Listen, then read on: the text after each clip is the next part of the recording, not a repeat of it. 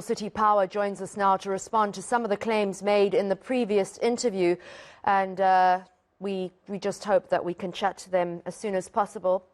Hello. Sorry, I haven't been told your name, gentleman from City Power. Hi, Annika. Good morning. Good morning to the viewers. My name is Isaac Mangena, the spokesperson for City Power. Mr. Mangena, I don't want to put words in your mouth, but this is really a terrible situation and extremely sad.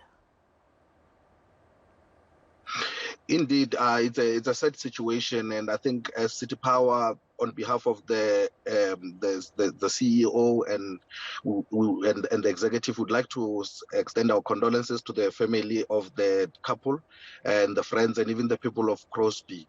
The CEO of City Power, Mr. Mongezi, has actually ordered an investigation into this following the allegations that we saw on social media to basically get to the bottom of what the issue could have been.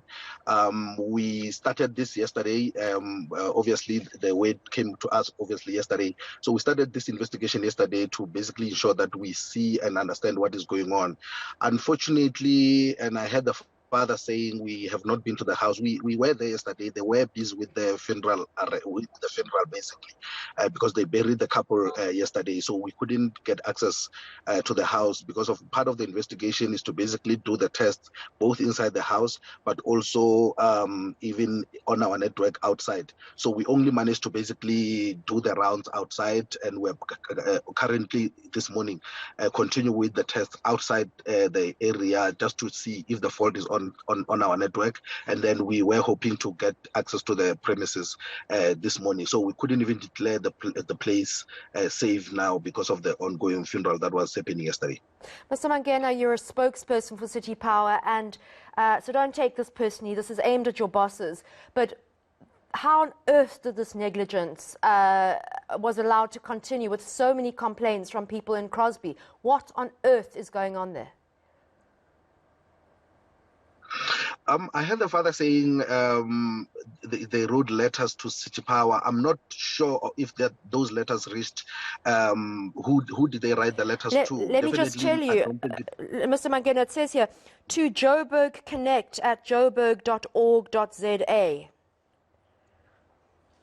Does that sound like the right email address? I think that. No, it doesn't sound like the right email to me. Our emails are on the website. The emails of the depot manager, the hairstyle manager who are responsible for the Crosby area are also on the website. Even myself as the spokesperson, my emails are on the website, and I would like the family to basically send those letters to us. They can send them to even the CEO.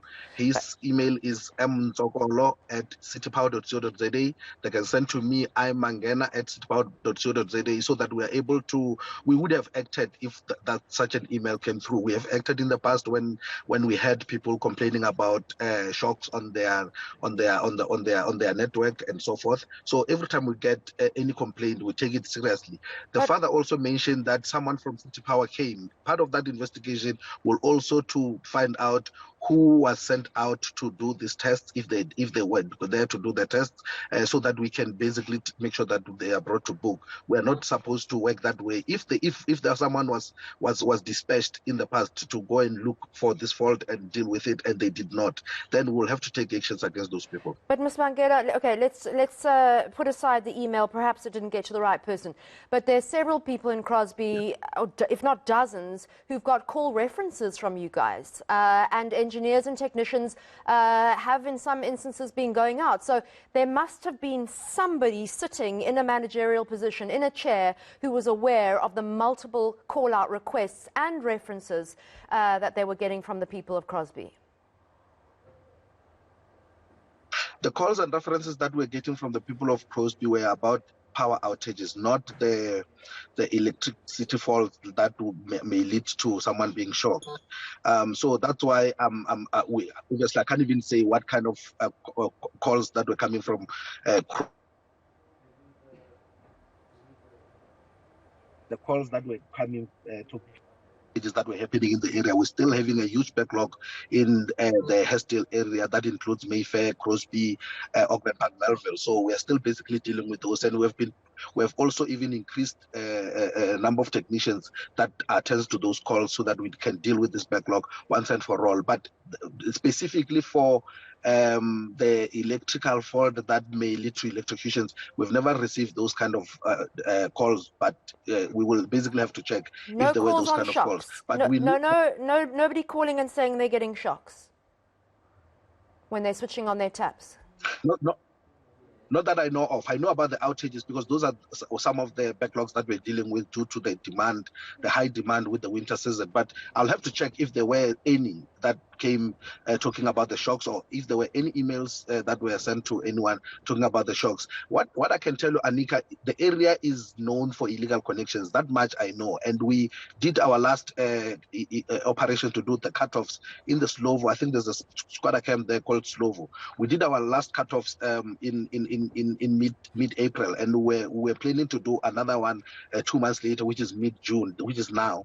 That's when this accident happened. But we know the problem with the area, and we are actually attending to it. But also, we think we want to alert the customers that they need to test their earth leakages regularly, because that it seems like from the messages that we've seen, from the reports that we've seen on social media, there was a problem with earth leakage. But obviously the investigation will look at that, and also without preempting or trying to talk to the incident itself. Most of these kind of shocks, when they happen, they're happening because of there's been vandalism on the infrastructure, or there's some poor earthing or faulty earth leakage devices inside the house, or it could be outside on our network.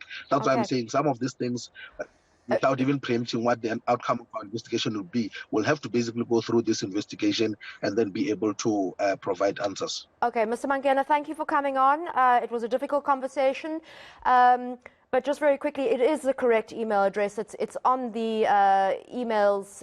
It's on the website, Joburg City Power website. So that email must have got to someone. The second thing is, I can only hope that your crisis management team actually take responsibility, because sometimes it's better to just take responsibility and fix the issue rather than trying to fudge it. And please keep us up to date with your investigation. We really would like to follow through on why two young people who were happily married for only a few days had to die.